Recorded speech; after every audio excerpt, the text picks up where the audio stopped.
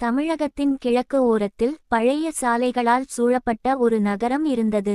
அந்த நகரம் பெரும்பாலும் வேலைக்காரர்கள், மாணவர்கள் மற்றும் ஊராட்சியாளர்கள் பயன்படுத்தும் பஸ் வழிப்பாதை மூலம் அறியப்பட்டது. ரவி, 26 வயது, தனிமையில் வாழும் ஒரு இளைஞன், தனது வேலை முடிந்து இரவு 10 மணியளவில் வீட்டிற்கு திரும்ப விரும்பினான். ரவி பெரும்பாலும் பஸ் பயணத்தை தவிர்க்காதவன், ஆனால் அந்த இரவு அவனுக்கு வாழ்க்கையை மாற்றும் பயங்கர அனுபவத்தை தரப்போக இருந்தது. அந்த நாள் அவன் வேலை முடிந்து மத்திய நகர பஸ் ஸ்டாண்டில் நின்றான். இரவு முழுவதும் வீதிகள் வெறும் வெற்று சுமைகளைப் போல் அமைதியாக இருந்தன. சில தெருக்களில் மட்டுமே வீதி விளக்குகள் ஒளிர்ந்தன.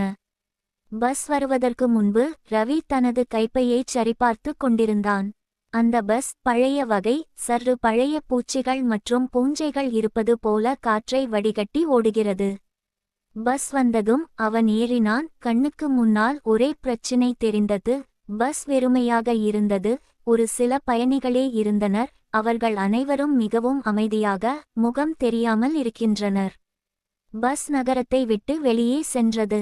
சாலைகள் வெறுமையாகவும் இருளில் மூழ்கியவையும், பழைய கட்டிடங்களின் சாய்ந்த சுவர்களும் உடைந்த ஜன்னல்கள் காட்டப்பட்டன.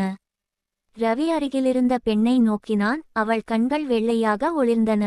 ஆனால் அவள் திருப்பி பாராதாள். மெதுவாக சிந்தித்து நினைத்தார். நான் படுத்திருக்க வேண்டும் என்று சொல்ல விரும்புகிறேன் என்ற உணர்வோடு அவன் பயங்கர உணர்வு உணர்ந்தான். பரந்த சாலை ஒன்றில் பஸ்